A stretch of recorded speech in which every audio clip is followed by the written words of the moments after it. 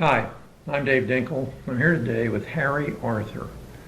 Now, Harry's been in our program for some time. We're going to talk about that. And he's done a deal recently that I need to talk about because it's a great deal.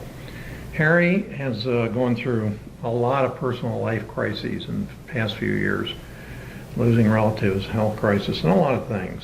Most people would have quit a long time ago and just said, I have to handle life, and you stuck to it. Correct. I don't want to get into the personal things, but you've lost relatives that were taken care of, and very close and personal things that didn't come quickly. Correct. They lasted for a long time. Correct. Plus job and various things like that. But, as I say, you stuck to it. Now, not only did you stick to it, but you did get some deals under contract a couple of times, 3 times, I believe. Correct. Higher end homes. Correct. But they didn't work out. True. Okay, but this one did. This one did. And to preface it off, what happened is he found a seller by referral, and the seller had a nuisance property he wanted to get rid of, so Harry was there with a solution. I'm the buyer. Now, he got an appraisal before you came, That's correct. and the appraisal was how much? 170,000 plus. Okay. Now, what it was is effectively a 1-1 in the back and a 3-1 or possibly 4-1 in the front, Correct. but vacant and abused. Correct. In very poor condition. Very poor condition, which is the kind of thing we want, solve the problem. So what was your first offer to him? The initial offer was 150,000, which we got under contract at 150. Okay, but you knew you could do better, you felt you could. I was quite confident I could do better because I knew that the seller was motivated, and I had your advice to follow upon. Okay, how long did it take before you finally came to the closing table with him? It took 9 months. We started in March and closed in December. Okay. In those 9 months, the price of the property went from the 150 original offer Correct. to the day before closing, you were looking at 80,000. The day before closing, correct, it was 80,000. But it didn't stop there. No, it sure didn't. It absolutely didn't. Now, one of the reasons for this is, as Harry got into the property and was able to see the extent of work that was needed, he kept asking for discounts. Absolutely. And they weren't always welcomed. Matter of fact, on many occasions I was told this is it and I'm not going any lower and not to ask for any more discounts. And I just waited for the opportunity to ask for another discount, and I kept getting them. So the day before closing, what did we find that was bothersome to us that you asked for the last discount? I found some additional work that I thought would be a little bit more extensive than I originally thought, and I just said, well, let me ask for another additional discount of $5,000, and literally less than 24 hours from closing, they agreed to drop the price another $5,000. So, as it turns out, I financed the property for him, and the actual net cost after closing, credits for taxes and everything else that was going on, 76,000 and some change. I don't remember what the change was. You're correct. Okay. 76 and change. Okay. Now, as I hadn't seen the property before, I don't know, 2 weeks before that or something, was the first time I got to see it. Correct. But I really did like the property.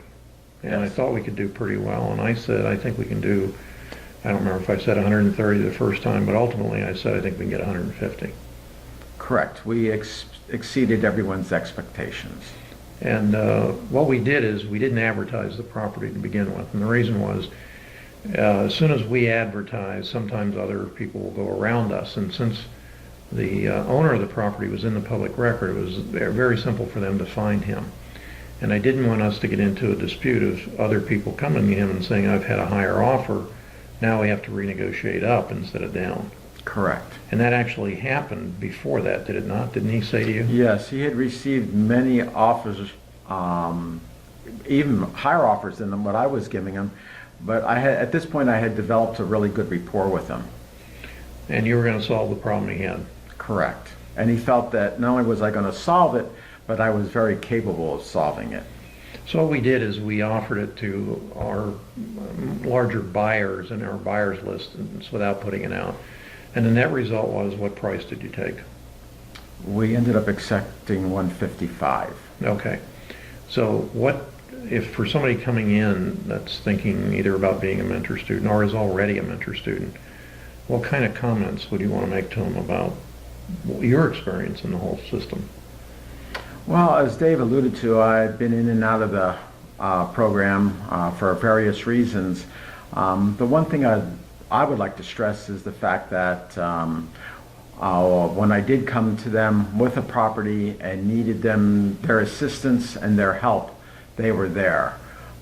We're talking over a long period of years, a few years involved, and I was pleasantly, I don't want to say pleasantly surprised, it was pleasant to see that the most important thing was they had my best interest in their interest and their guidance. And that's what really contributed to the success of this sale. And we look forward to helping you in the future. We like to change people's lives. We really do. This is a life-changing experience. It's amazing. It's an amazing feeling. It's an amazing accomplishment on many respects. One is accomplishing your goals. Two, helping someone solve their problems. And the next thing is my success, which Dave has had a significant influence in. Without his assistance, I would not be sitting here. One thing I want to mention, I call it skeptical spouses, because men and women's minds work somewhat differently, and very oftentimes we as men kind of roll the dice and shoot, and women kind of say, I want to see it in the bank. And like most spouses, your wife was a non-believer because it hadn't happened. Yeah, she still is a non-believer. She doesn't know of my success at this particular moment. We haven't told her yet. Yeah, we haven't surprised her. Yeah, we're going to surprise her. A very big surprise. But yeah, she's been pretty much negative through this process, but I'm going to have the pleasure with Dave's assistance in demonstrating and showing her how successful this is. And I can't emphasize, if you do what he says, you follow through, I'm a perfect example of success. And this was a very successful transaction. As we previously discussed, this contract started at 150 and we closed at 76 and change. Yeah. So those numbers alone tell you that it can happen. And the only other thing is, when he says keep asking, just keep asking. Yeah. Sometimes a seller will come back and say to you, I'm not closing because I'm tired of hearing you whine about new things that are wrong with the property, but they have to close. They have a contract with you. That's what's important. And if you demonstrate that your claims are legitimate claims, which I was able to do in this particular case, they unwillingly but eventually agreed to price reductions. Yeah, what you have to remember is the people who are focused on price only are not motivated sellers. This person's focused on solve my problem. Correct. And the price reductions are annoying, but not as annoying as the problem was. That's what it comes down to. Absolutely, yes.